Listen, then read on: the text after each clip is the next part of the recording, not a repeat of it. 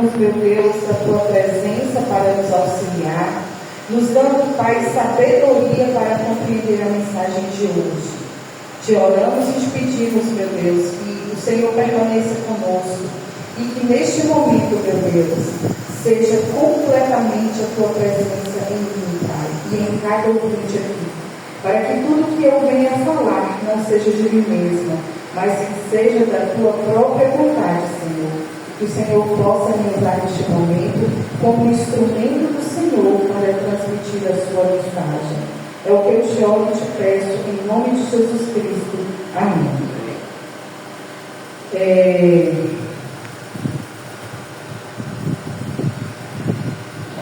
Reavivados para a segunda vinda. Essa segunda vinda nós sabemos que é a volta de Jesus, né? Já entendemos que Jesus voltou, veio uma vez aqui neste mundo e Ele está nos preparando para a sua segunda vinda. Os temas do reavivamento, da santificação desempenham papéis centrais na teologia prática da Igreja Adventista. Nós aqui todos os dias de culto nós estamos estudando um pouquinho sobre a volta de Jesus, estudamos sobre o nascimento de Jesus, sobre toda a vida de Jesus e qual foi a missão de Jesus aqui neste mundo. E nós sabemos que para que um dia possamos ter um encontro verdadeiro com Cristo, nós precisamos renovar a nossa alma. Nós vimos aí no estudo da lição hoje um exemplo muito importante, que foi o exemplo que Jesus falou para Nicodemos, né? Que ele precisava nascer de novo, ele precisava ser reavivado, ele precisava ter um encontro real com Jesus. E isso a nossa igreja, ela tem nos ensinado todos os dias, todos os momentos que nós estamos aqui, nós estamos aprendendo sobre esse reavivamento. Mas nós precisamos fazer algo, precisamos colocar em prática nas nossas vidas, né? A necessidade do reavivamento e da preparação adequada como elementos essenciais para o desenvolvimento espiritual em antecipação a esse grandioso evento.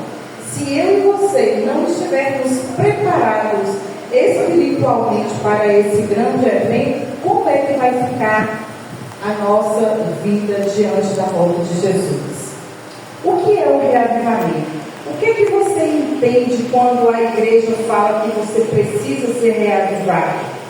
Aqui diz o seguinte: é um despertamento espiritual, uma renovação do fervor e compromisso com Deus, é uma restauração de relacionamento íntimo com Deus. Todos que você pergunta sobre Jesus diz conhecer Jesus, já ouviu falar no nome de Jesus. Mas para que você tenha certeza de que você está convivendo com Jesus, você precisa ter intimidade com Deus. Se você não tem intimidade com Deus, você precisa ser reavivado. Ellen White descreve o seguinte, que o reavivamento é uma nova renovação de bênçãos com Deus, uma perspectiva mais profunda da sua vontade e uma consciência mais clara da sua vontade. Se você não tem aquela profunda intimidade com Deus, você não está sendo reavivado em Cristo Jesus. Estamos em um momento crítico da história. A maldade, a corrupção estão intensificando. A fé está em declínio. O amor está esfriando. E o pecado se manifestando de maneira cada vez mais audaciosa. As forças das trevas exercem uma influência intensa na sociedade. Nós estamos vendo isso todos os dias. Você quer ver quando nós ligamos a televisão, quando nós entramos nas nossas redes sociais através do nosso celular, a gente consegue ver a manifestação do pecado muito grande. Eu vou falar de uma cena que aconteceu segunda-feira passada, que chocou o extremo sul da Bahia.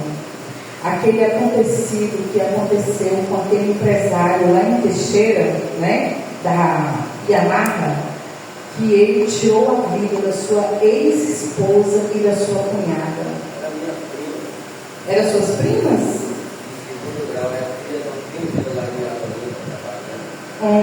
Pois é, foi uma coisa horrorosa, né? Foi um crime pesado.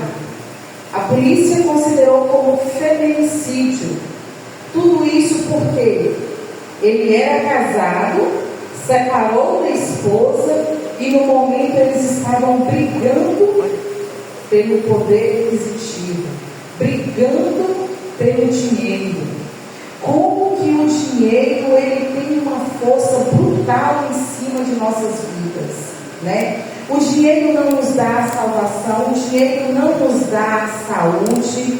Às vezes ele pode nos dar um certo conforto, mas ele não muda a nossa vida espiritual para melhor. Pelo contrário, ele muda para pior. Porque a Bíblia diz que o nosso coração está onde está o nosso tesouro. E quando nós nos envolvemos muito com as coisas mundanas, nós acabamos nos afastando de Jesus. E nós estamos vivendo, né, esses momentos terríveis de muita maldade, muita corrupção. O mundo está todo momento sendo corrompido. Ou que seja, não vou fazer citações nenhuma aqui, porque não me cabe, não quero falar, mas nós sabemos como o mundo está sendo corrompido. E de uma certa forma nós temos culpa. Nós temos culpas porque muitas vezes nós estamos dentro da igreja, mas nós não estamos sendo reavivados na palavra de Deus.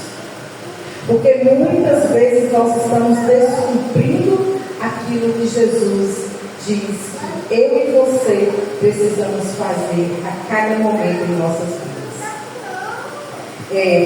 As forças das trevas exercem uma influência intensa na sociedade. O profeta Isaías registrou que as trevas cobrem a terra, a escuridão e envolve os povos. Lá em Isaías 60, no verso 2, diz exatamente isso, que a escuridão das trevas está encobrindo as pessoas, está encobrindo o povo. Por quê? Porque nós estamos deixando as coisas celestiais e estamos envolvendo mais com as coisas mundanas. Aquilo onde nós colocamos os nossos olhos, que enche os nossos olhos, aqui nessa terra, é o que nos chama a atenção. E olha só o que descreve aqui em Apocalipse, no capítulo 3, no verso 1. Conheço as obras que você realiza, que tem fama de estar vivo, mas está morto. Aqui o escritor João está dizendo que está sendo declarado que Jesus diz o quê? Que ele conhece todas as nossas obras. Muitas vezes nós estamos aqui na igreja, estamos achando que estamos vivendo em santidade espiritual. Mas será que realmente estamos vivendo essa santidade? Será que realmente nós estamos fazendo aquilo que Jesus quer? Porque os irmãos olhar para mim e olhar para vocês e dizer assim: olha, a irmã está todos os dias na igreja, prega na igreja, não falha um culto. Mentira que eu falo, né? Mas é um exemplo de pessoa. Será que Jesus olha para mim e vê da mesma forma que o irmão enxerga? Às vezes muitas pessoas elas se escondem atrás da igreja, mas Jesus ele declara bem firme aqui em Apocalipse capítulo 3. Ele conhece cada obra que eu e você faz. Não adianta você enganar as pessoas, não adianta você enganar o mundo, porque Jesus conhece as suas obras. Jesus conhece o que você exatamente está fazendo. Muitas vezes nós podemos até esconder dos nossos irmãos da igreja, esconder do pastor, mas e de Deus? Você consegue fechar os olhos do Senhor quando você está fazendo as coisas erradas? Quando você está descumprindo uma lei do Senhor, você consegue fechar os olhos de Deus? Você não consegue fechar os olhos de Deus. E às vezes nós achamos que esconder do irmão, eu estou livre, eu estou salvo. Um dia uma pessoa fez um relato para mim, e eu falei assim para ela assim: eu não preciso esconder nada de você, eu não preciso esconder nada de nenhum dos meus irmãos da igreja. A única pessoa que eu devo satisfação é Jesus. Se Jesus está vendo o que eu estou fazendo, do que vai me adiantar esconder de você? Se o que mais me importa é Cristo. Jesus, ele prefere que eu e você sejamos realistas, entendemos a nossa situação pecaminosa para podermos nos reconciliar com Deus, do que nos escondermos atrás do nome de uma igreja. Nós não precisamos fazer isso, porque quando nós fazemos isso, Jesus está vendo profundamente o que eu e você estamos fazendo. Precisamos de um reavivamento a fim de que nossa experiência cristã seja genuína. Necessitamos de estar prontos para o aparecimento do nosso Salvador. O reavivamento é essencial para a missão de proclamar a mensagem do advento ao mundo. O Espírito Santo irá nos capacitar. Somente o Espírito Santo de Deus é que pode capacitar eu e você para que nós estejamos prontos para receber Jesus Cristo. Aí sim, Jesus vai poder mais uma vez nascer em nossas vidas. A partir do reavivamento, o que acontece quando eu e você entendemos que estamos vivendo em pecado e que queremos colocar a nossa vida nas mãos de Deus? Nossa experiência cristã, ela será genuína. Apresentaremos as 3 mensagens angelicais à humanidade. Enfrentaremos os desafios dos últimos dias. Estaremos prontos para o aparecimento do nosso Salvador. O reavivamento é um processo contínuo de crescimento espiritual e transformação. É uma obra do Espírito Santo do coração de um crente. Eu e você só precisamos ter uma decisão: querer ser reavivados. Se eu e você temos o desejo de ser renovados em Cristo Jesus, Jesus vai fazer a obra acontecer na sua vida. Mas primeiro você precisa permitir. Suas raízes são: o que eu preciso para que eu possa reavivar em Cristo? Eu preciso de um arrependimento sincero. Esse é o primeiro passo que você precisa.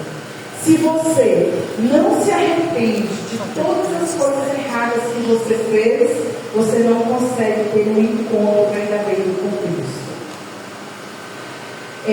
Você precisa de uma profunda reflexão sobre o seu próprio pecado.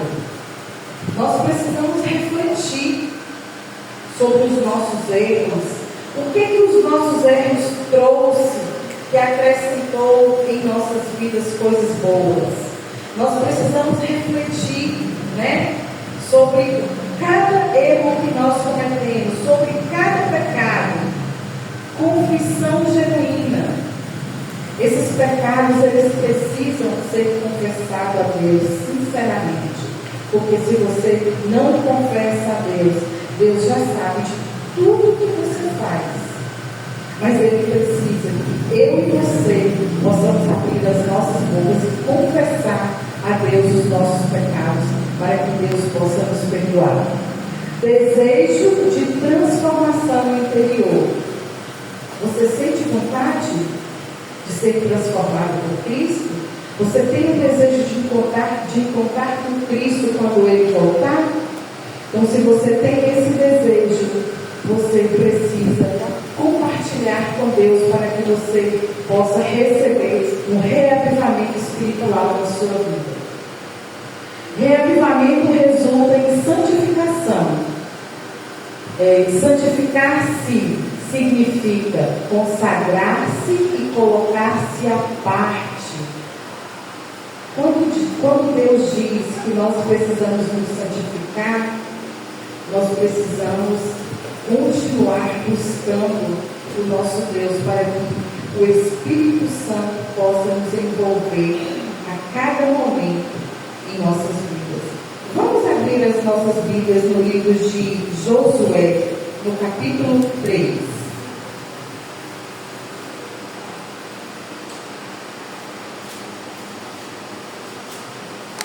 Aqui nós vamos ver um exemplo de um povo que precisava vencer uma grande batalha. E esse povo, ele não estava seguro de uma vitória. Eles precisavam confiar que eles iam receber uma vitória. Mas ele era um povo pequeno, diante de uma multidão que vinha na sua frente. Eles precisavam passar por um local aonde os olhos humanos não tinham a solução para aquele problema. Mas Jesus, ele deu uma luz e ele disse que para aquele povo alcançar a terra que o Senhor havia prometido para eles, eles precisavam de uma santificação. Eles estavam enfrentando uma batalha, mas sem santificação, nem eu, nem você, nem aquele povo conseguia vencer as suas lutas. Em Josué, no capítulo 3, no verso 5, Josué disse para o seu povo o seguinte: santificai-vos, porque amanhã o Senhor fará maravilhas no meio de vós. Eles precisavam atravessar o Jordão. Eram muitas pessoas, mas eles não sabiam como eles iam atravessar. E como que a gente faz para poder atravessar um rio se nós não temos uma canoa, se nós não temos um navio, se nós não temos uma lancha? Nada. E aquele povo não tinha nada e eles precisavam atravessar o rio. E eles ficaram inquietos. Mas Josué, eles chegaram até eles e disseram: vamos nos santificar, porque amanhã, ao acordarmos, o Senhor nos dará uma bênção. Eles acreditavam tanto no poder do Senhor Jesus, tanto que eles acreditavam naquela comunhão, que ele tinha certeza que Jesus não ia deixá-los na mão. E aí também falou aos sacerdotes, dizendo: levantai a arca da aliança e passai diante do povo. E levantaram, pois, a arca da aliança, e foram andando adiante do povo. E ali naquele momento, quando eles precisavam de um reavivamento, que Josué pediu para que eles se santificassem, eles começaram a fazer o quê? Eles começaram a entrar em oração, em comunhão com Deus, porque eles precisavam acreditar, eles precisavam ser reavivados. E se o nosso desejo de servir como instrumentos do Senhor não há uma alternativa, Deus não necessariamente escolhe os talentos grandiosos, mas os vasos limpos. A santidade não se resume a práticas específicas, ela se manifesta na disposição do coração, eles tornam-se humildes e pequenos diante de Deus, cientes de nossas fraquezas e confiantes na bondade e no poder do Pai.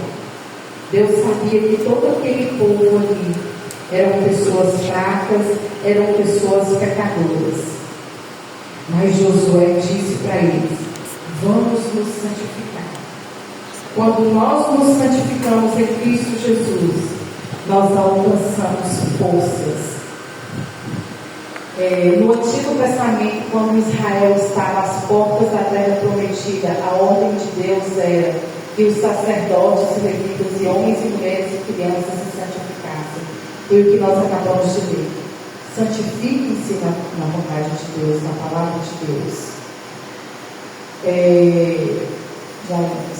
A vitória de Israel sobre seus inimigos não decorreria de esforços humanos, mas da intervenção divina.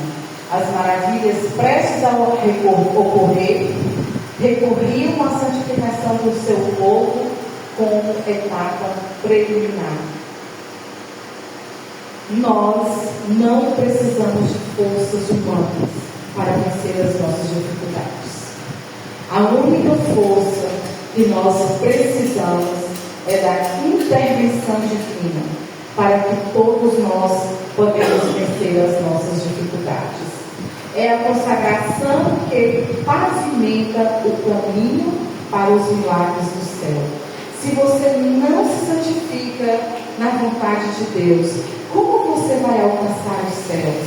Como você vai conseguir vencer todas as lutas, todas as barreiras, se você não busca Deus, se você não se santifica em Cristo Jesus? Se queremos ver as poderosas manifestações de Deus em nosso favor no amanhã, devemos buscar a santificação para a nossa vida hoje. Nós não podemos deixar para amanhã. Hoje eu vou viver, amanhã eu vou buscar a Deus. Não é assim que nós devemos fazer. A nossa salvação, ela é todos os dias. Ela é no seu amanhecer, no seu anoitecer. Cada dia você precisa estar se santificando. Agora é o tempo de colocar tudo sobre o altar e nos voltarmos para o nosso Senhor de todo o nosso coração. O tempo é agora. Não deixe para amanhã o que você pode fazer hoje. A gente escuta muito essa frase, né? Faça hoje o que você pode fazer amanhã, porque amanhã não nos pertence. Nós não sabemos se Jesus volta para nós hoje. Então o tempo é agora. O tempo de se santificar em Cristo é agora, porque aquele que morre hoje, Jesus já voltou para ele. Nós estamos esperando a volta de Jesus, ver Jesus descer nas nuvens dos céus. Mas e se eu ou você morrer hoje? Jesus voltou. Nós não vamos ter tempo mais de buscar a Deus. Então a gente precisa buscar Ele hoje, enquanto ainda estamos no tempo. Entregar com fidelidade ao Senhor o nosso tempo. Você está entregando o seu tempo com fidelidade para Cristo? Você está sendo dizimista do seu tempo para com Deus? Quantos minutos ou quantas horas do seu dia você dedica a Deus? Você já parou para pensar? Eu estou tirando 10 minutos do meu dia. Aliás, eu estou tirando 10 minutos da minha manhã para o Senhor. Eu estou tirando 20 minutos da minha tarde para o Senhor. E à noite? Quantos minutos, quantos segundos, quantas horas você consegue dedicar ao Senhor? Porque para você ter uma vida reavivada, santificada com Cristo, você precisa tirar um pouco do seu tempo para se consagrar ao Senhor, para falar com Deus. Nós precisamos também entregar com fidelidade a Deus o nosso corpo, cuidar do nosso corpo. A palavra de Deus diz que o nosso corpo é templo de quem? Do Espírito Santo. Do Espírito Santo. O nosso corpo não é templo nosso. O nosso corpo é templo do Espírito Santo de Deus. É por isso que nós devemos cuidar da nossa alimentação, cuidar do nosso sono, cuidar para que o nosso corpo esteja firme e saudável. Porque se nós não cuidarmos do nosso corpo, nós não vamos ter força física para até mesmo falar com Deus. Se você não se sente bem fisicamente, espiritualmente também você não vai conseguir estar bem. Nossas habilidades, nós precisamos usar as nossas habilidades para Deus, dedicar um tempo das nossas habilidades para o Senhor. E muitas vezes nós não usamos os nossos talentos para o Senhor. Uma prova maior de tudo isso que nós, como igreja, não estamos usando a nossa habilidade, sabe qual é? Pega ali a lista de chamada da escola sabatina. Ali tem uma pergunta que diz: como você está usando os seus talentos? Você usou os seus talentos durante a semana para o trabalho missionário? São poucos que levantam o dedinho para que a gente anote ali. São muito poucos. Então nós não estamos usando as nossas habilidades para o trabalho do Senhor. E como é que nós vamos nos reavivar se nós não estamos conseguindo usar os nossos talentos para levar a mensagem, para ajudar o próximo? Outra coisa, os nossos recursos financeiros. Nós estamos usando os nossos recursos financeiros que Deus nos concede para ajudar na causa do Senhor? Será que nós estamos sendo aqueles dizimistas fiéis, aqueles ofertantes fiéis que nós precisamos ser? Será que nós não estamos deixando, negligenciando nada que pertence a Deus? Estamos retendo para nós mesmos? Nós precisamos observar isso, porque esses 4 itens aqui diz: se eu e você estamos precisando ser reavivados, se eu e você estamos sendo fiel com Cristo. São 4 coisas pequenas, mas se eu e você pararmos para poder pensar direitinho e analisarmos, nós vamos entender se nós estamos precisando ter uma intimidade maior com Deus.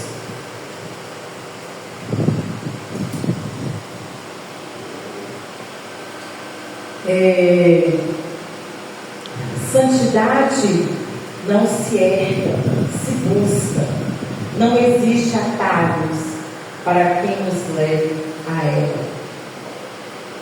Eu não vou herdar da minha mãe a santidade que ela tem. Os meus filhos não vão conseguir herdar de mim. A gente precisa buscar. Quando nós buscamos, nós encontramos.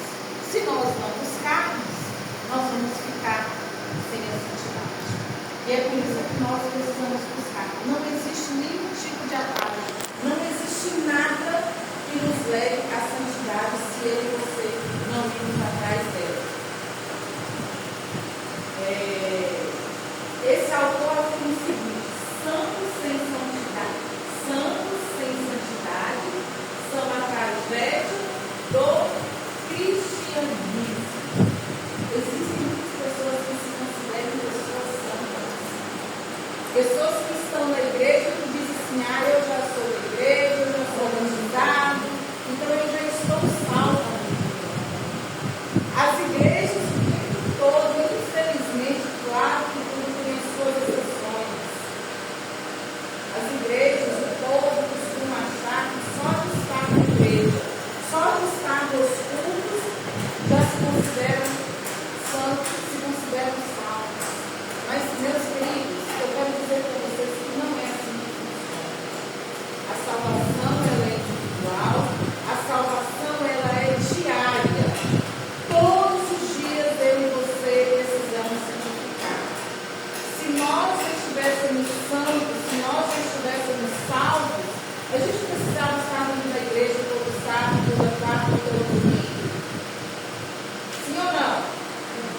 Não. Não, porque ninguém vai no hospital se não estiver doente. A gente só vai no hospital quando nós estamos doentes. Se nós não estamos doentes, não precisamos ir no hospital. Se nós estamos salvos, nós não precisamos ir na igreja. Vamos ficar em casa. Está salvo, fica em casa. Mas a maior resposta de que eu e você ainda não estamos salvos é a dependência que nós temos de estarmos na casa do Senhor todos os dias do culto. Às vezes nós não conseguimos vir todos os dias, mas o dia, o sábado, que nós entendemos que é o dia do Senhor, é um dia especial, onde eu e você precisamos estar em comunhão com Deus, porque ainda assim estamos enfermos. Enquanto Cristo não voltar para nos resgatar deste mundo cheio de pecados, nós ainda vamos estar precisando estar sendo santificados todos os dias. Nós precisamos todos os dias estar em comunhão com Cristo. Por quê? Porque nós corremos o risco de estar tão envolvidos com a terra que não tenhamos nenhuma utilidade para o reino celestial. Muitas vezes nós esquecemos que Jesus vai voltar. Nós pregamos todos os dias, Jesus está voltando. Mas muitas vezes nós estamos esquecendo de entender que Ele vai voltar para a gente não ser que também estamos hoje. Envolvemos tanto com o mundo que só lembramos de falar Jesus vai voltar. Mas aonde está a nossa santificação? Lembra que Jesus diz lá em Apocalipse capítulo 3? Conheço todas as suas obras. Você pode estar na igreja todos os dias. Você pode estar orando. Mas se você não estiver buscando Cristo verdadeiramente, se você não está se arrependendo, se você não está dizimando o seu tempo para Cristo, se você não está utilizando os seus talentos para o Senhor, se você não faz nada para mudar a sua vida espiritual com Cristo, como é que você vai ser um servo útil no reino do Senhor? Como que você vai se sentir que está sendo preparado para o reino celestial? Nós precisamos sim, todos os dias estar nascendo de novo. Não importa quantos anos você tem, de qual idade, qual raça você é, qual o seu valor financeiro que você tem. Não importa, isso para Deus não vale nada. Porque aquilo que você busca aqui na terra, a única coisa que você busca aqui na terra que vai ser relevante para o Senhor é a sua vida espiritual. Se você não coloca a sua vida espiritual em primeiro lugar, você não vai conseguir alcançar o reino de Deus. Você vai estar alcançando somente o reino terreno. E esse reino terreno te leva à miséria. Esse reino terreno nos levará para longe dos céus. Nós precisamos mudar a nossa vida espiritual. Precisamos santificar a cada momento de nossas vidas. Mas nós temos uma boa notícia. A boa notícia é que a santidade que nos é exigida decore com o nosso relacionamento com o Senhor. Não progredimos numa santidade, mas sim crescemos em santidade. Amém? Amém. Nós precisamos crescer em santidade. Nós precisamos dedicar a nossa vida a Jesus Cristo, porque somente Ele é que vai nos levar ao reino do céu. Mas eu quero dizer uma coisa para vocês. Tudo de Deus é limitado. Você não pode dedicar muito do seu tempo aqui na terra.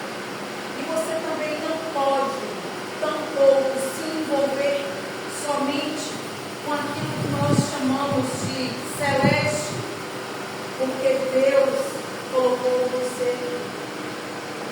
Você precisa ter discernimento com as suas duas missões.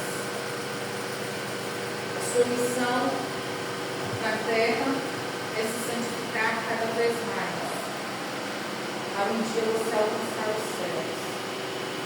Mas através da sua santificação com Deus, você tem um compromisso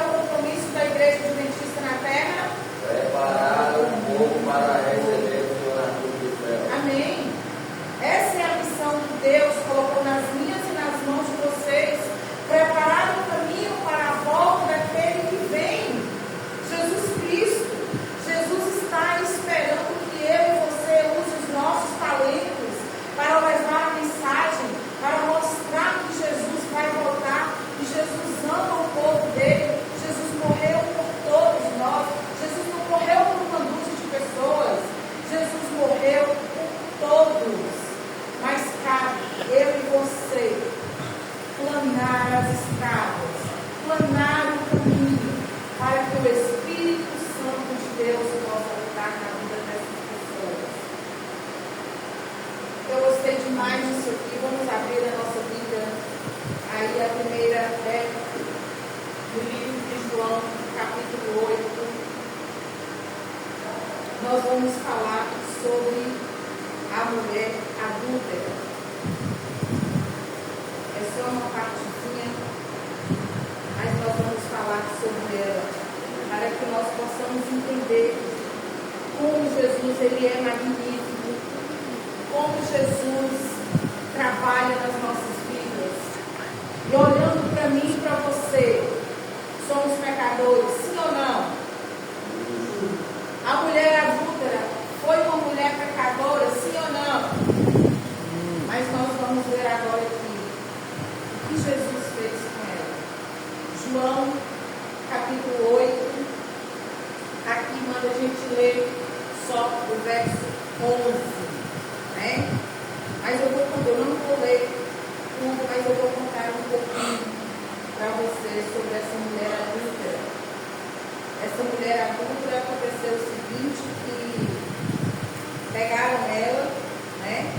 Pegaram ela em adultério, e lá naquela época, na lei de Moisés, quando uma mulher era pega em adultério, o que tinha que fazer com ela? Levava ela em praça pública, e ali no meio ali daquele povão ali, todo mundo vendo, todo mundo assistindo aquela cena, ela era apedrejada, né? E sabe, gente, às vezes nós achamos que só pelo fato de sermos cristãos, nós nos achamos muito certinhos.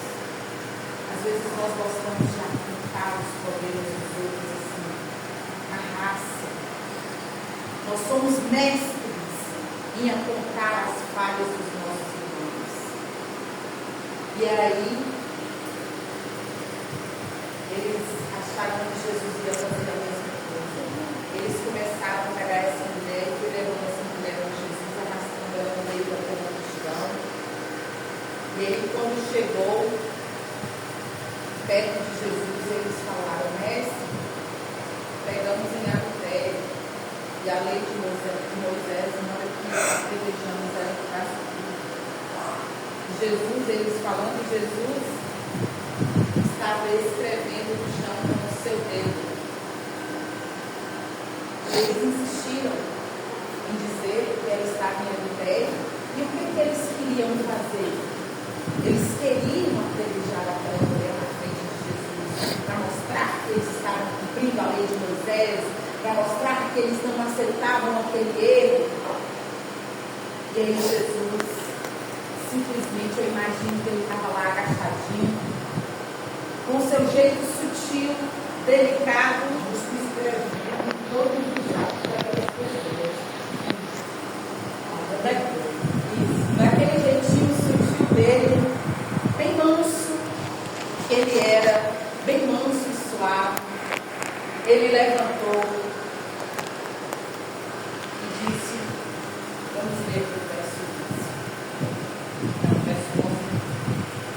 E erguendo Jesus, mas ouvindo eles essa resposta e acusados pela consciência, foram se retirando.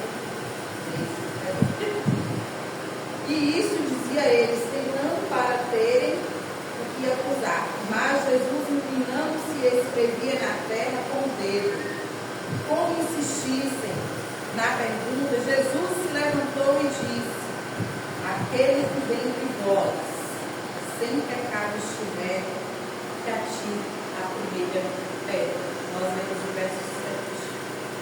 Jesus levantou e disse para aquela multidão: se vocês não têm pecado, joga a primeira pedra na mulher adúltera. Pode jogar. E aí logo em seguida Jesus tornou se agachar.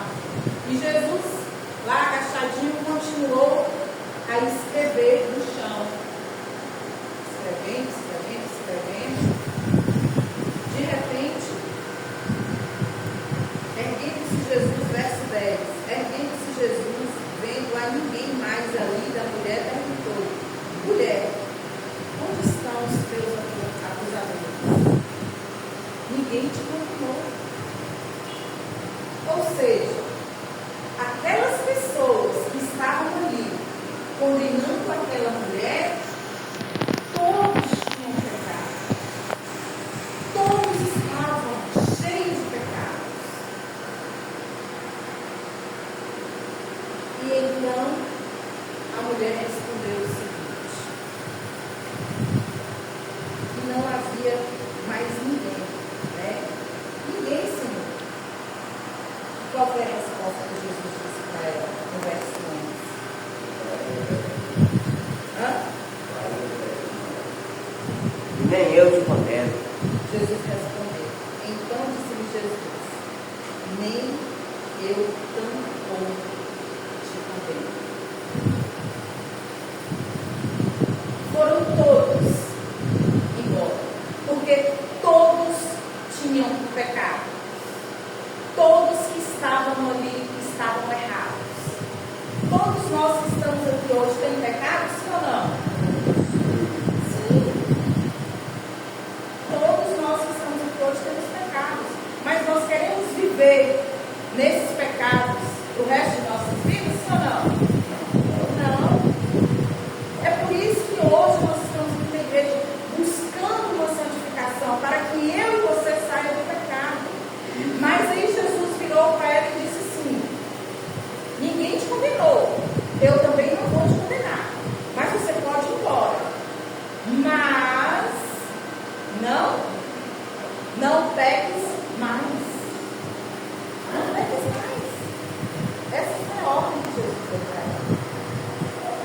E ela ficou radiante, ela ficou feliz, né?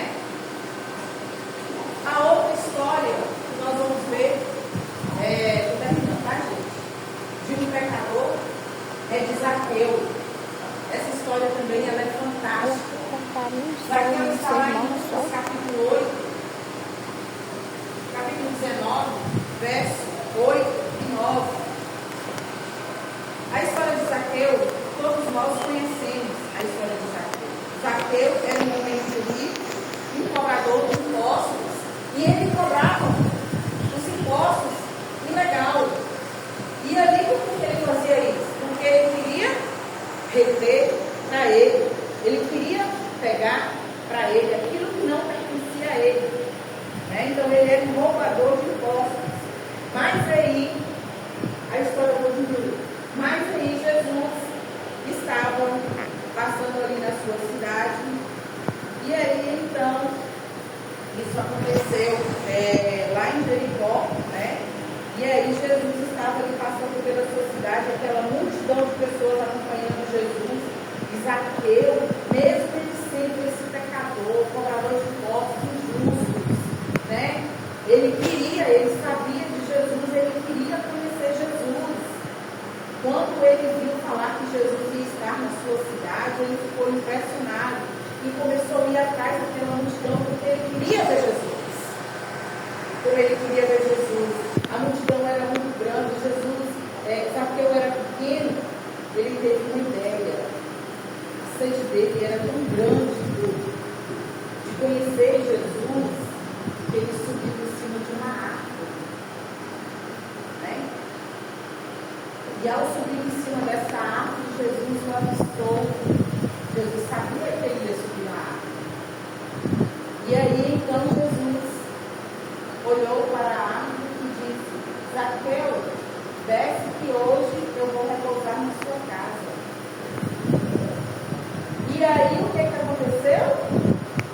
A multidão em peso começou a murmurar, porque Zaqueu era um pecador. Mas aqueles ali que estavam seguindo Jesus, eles se achavam santos. Eles achavam que eles eram os melhores que poderiam crucificar Zaqueu. Mas Jesus não se importou. Jesus queria estar com Zaqueu, porque Jesus sabia que Zaqueu precisava de um novo nascimento. Zaqueu precisava de uma nova santificação. E mais que depressa, Zaqueu pulou da árvore. E lindo que quando Zaqueu pulou da árvore, o que ele foi? O que ele disse para Jesus?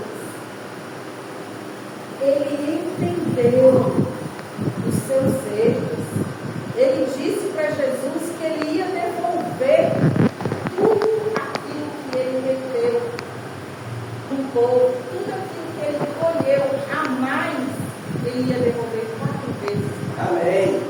Da consolação, diante da metade do dano. E aí, logo em seguida, quando ele disse que estaria devolvendo 4 vezes mais, ele disse que tudo que ele tinha adquirido, ele ia repetir. Jesus queria mostrar para aquela multidão que ele veio sim para os doentes, não só para aqueles que se considerem santos, aqueles que se considerou santos, aqueles que julgaram Zaqueu, que julgaram a mulher adúltera, eles estavam curados? Sim ou não? Não, eles não estavam curados porque nós não somos juízes. Quem é juiz é Deus. Nós não podemos julgar o erro do nosso próximo. Quem julga é Deus. Nós estamos aqui para fazer ponte, para abrir caminhos, não para condenar o próximo. Esse é o nosso dever, esse é o nosso testemunho. E a última história é da mulher samaritana, da mulher que teve sede. Ela só ia no poço, provavelmente, pelo horário que fala ali na Bíblia, era o horário do meio-dia, o horário mais quente do dia. Ela só ia nesse horário porque o sol estava muito quente e nesse horário geralmente não tinha ninguém. Por quê? Porque ela era uma mulher samaritana, ela tinha vários namorados e ela não poderia estar no meio do povo, ela não era aceita no meio do povo, que se julgava santo. Mas quando ela chegou, está lá em João capítulo 4, verso 9. Mas quando ela chegou lá no poço, nesse meio-dia, quem estava lá? Jesus ofereceu para ela, disse para ela que se ela bebesse da água que ele tinha, nunca mais ela ia ter sede. Mas ela ainda teve a audácia, ela foi muito sincera, que ela perguntou para Jesus, mas o Senhor não tem a vasilha com que tirar a água e o poço é muito. Mas Jesus disse para ela, da água que eu tenho, se você beber, nunca mais será sede. É essa água que é a palavra de Deus. Essa água é que vai nos levar a santificação. É essa água que vai nos ajudar a ter um encontro especial. E aí então, ela ficou muito feliz, e aí ela começou, ela saiu, né? E foi, ela disse que queria beber a água de Jesus. E começou a espalhar. Ela disse que ela teve um encontro com Jesus. Essa história é muito linda. Aqueles que abraçam o próximo, de consagrar, aqueles que abraçam o propósito de consagrar a vida a Deus, permanecendo em sua presença, dedicando-se em oração fervorosa, meditando diariamente em sua palavra, renunciando ao pecado e se empenhando em mansidão, perceberão que Deus não apenas estabelece nossas vidas, mas também nos liberta de nossas pecações. Muitas vezes nós nos colocamos diante das nossas limitações. Muitas vezes nós vimos aqui,